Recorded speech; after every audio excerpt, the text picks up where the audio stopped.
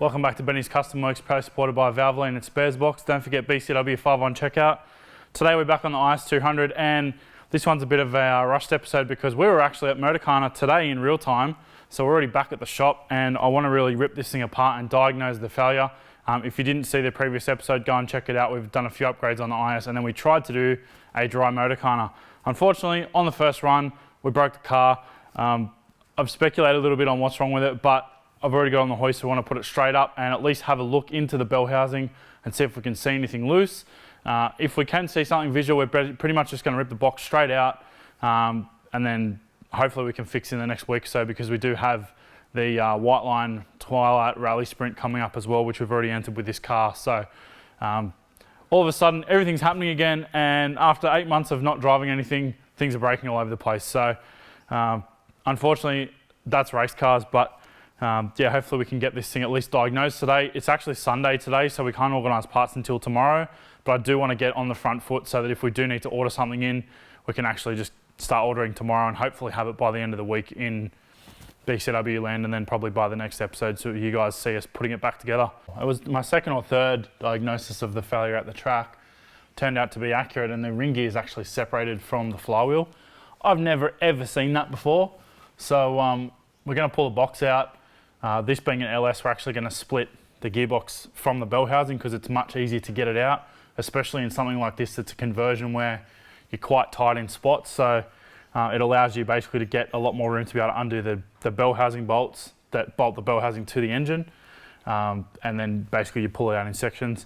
And then that also means that we can also use the input shaft as a clutch aligning tool if we have to, because these LS clutches are super sensitive to getting them spot on. The plastic alignment tools for this particular application are pretty much junk.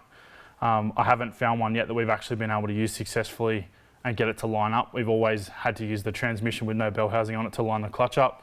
But that's another story, and that's not really my fault or problem. So we're going to pull the exhaust out, pull the tail shaft out, pull the cross member out, pull the box out, and we're going to have a good day. But before we do all that, we've actually got to come back down, pull the shifter out, because the Malek shifter we've got, you can actually just pull the shift rod off of it, and I think that's actually going to be enough room to be able to pull the box out without removing the entire shifter.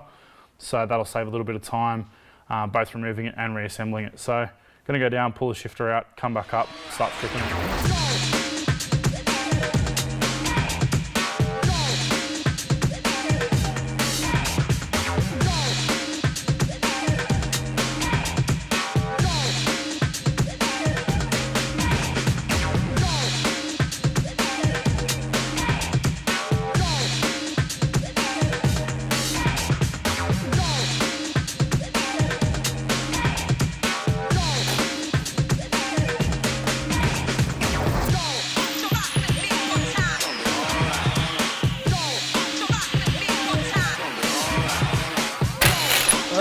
Yeah. That went absolutely everywhere. Heaps better. Mad water trap, Toyota. It's not got better. That's a bad design.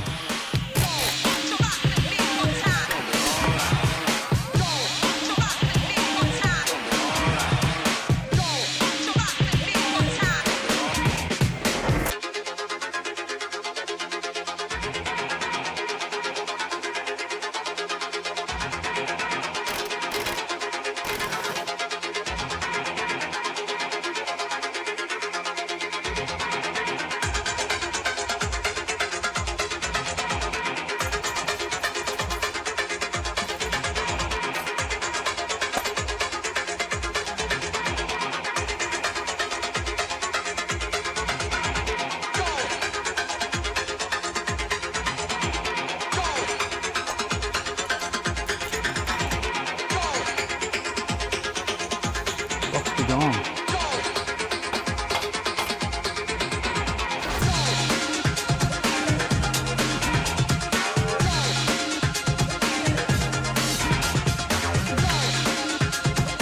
Doesn't look terrible. No, actually, it's on the rivet.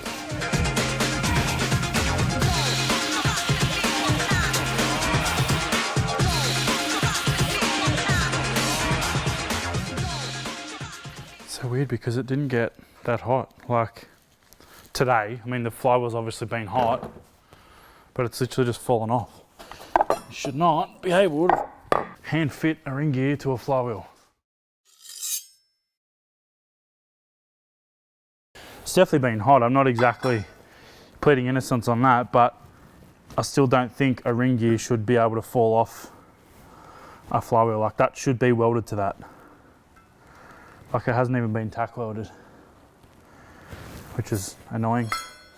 I mean, the clutch is half thrashed anyway, so I think we'll just put a whole new clutch in it.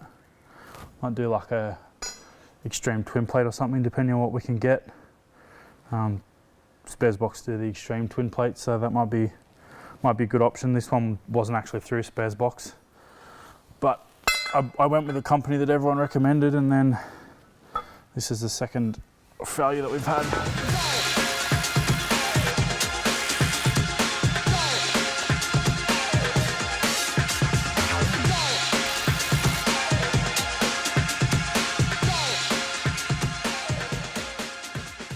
I said earlier that the ring gear had come free from the flywheel and we couldn't really get a good shot of it in the car, but this is pretty telling. This is literally supposed to be on the outer edge of the flywheel. This is what engages the starter motor and spins the engine around when you hit the key. In my particular case, once this thing had failed at the skid pan, it was spinning the ring gear around, but not spinning the spinning the flywheel or the crank or anything like that. I initially thought maybe we'd snap the crank because when I flicked the key, you could hear things spinning around, but the crank balancer wasn't moving. But I actually then put it in gear and then tried to do the same thing, and it made the exact same noise and there was no load or anything. So that to me basically said that this had separated from the flywheel rather than the crank separating from the flywheel, because if these bolts had broken or if the crank had snapped inside the engine, the car would try and pull itself forward on the starter motor, but because this thing's literally just free spinning in the bell housing, you can actually see, if you look closely on this, there's a bit of aluminium now chunked into the face of this ring gear. A bit of damage and injury inside the bell housing on the back of the engine. The starter motor's got some chunks out of it, and also the actual bell housing's got a bit of a groove out of it now.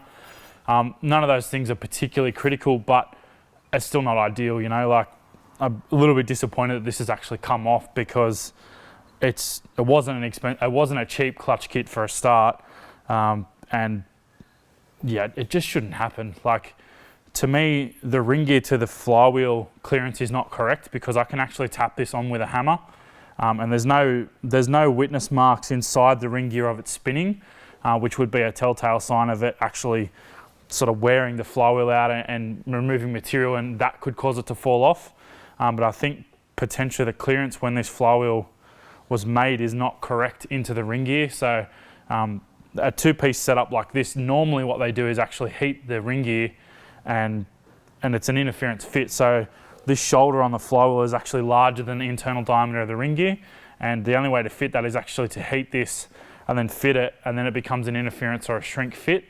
And yeah, like I said, this particular one doesn't have that. I did actually tap this on very lightly with a hammer and it went straight on. So to me, that tells me that either the ID of this is too big, or the OD of that is too small. Probably a manufacturing issue. Unfortunately, the clutch is probably over halfway worn anyway. So by the time I go and speak to the manufacturer, they're going to say use it as a race car, even though that's specifically what we told them this was going to be for. But I mean, it is what it is. Unfortunately, we'll just move on, get a different clutch kit. Like I said before, we're probably going to go to an extreme twin plate, whether it be an organic or a carbon, I'm not sure. That may also depend on what they've actually got in stock, because I do want to get this back together sooner rather than later. A, because then it doesn't have to sit on the hoist, and B, so we can get back to racing. Now that lockdown's finally over in New South Wales, there's tons of stuff I want to do. I want to actually finally get a quarter-mile pass on this car, because we've never actually run it, and I'd really like to see from start to finish, or from start to this point, the ET and the mile an hour pickup, because we've got mile an hour times mile an hour and ETs from when this thing was a 2 litre non-turbo, non-supercharged, the original combo. So yeah, it'd be interesting to actually back-to-back that again, because it's one thing to go, yeah, cool, it makes triple the numbers on the dyno, but seeing those real worlds like the mile an hour. The mile an hour is the best indication you can see of a power to weight gain on a car. And obviously the ET's more about bragging and how good the driver is, but the mile an hour is how good the car is.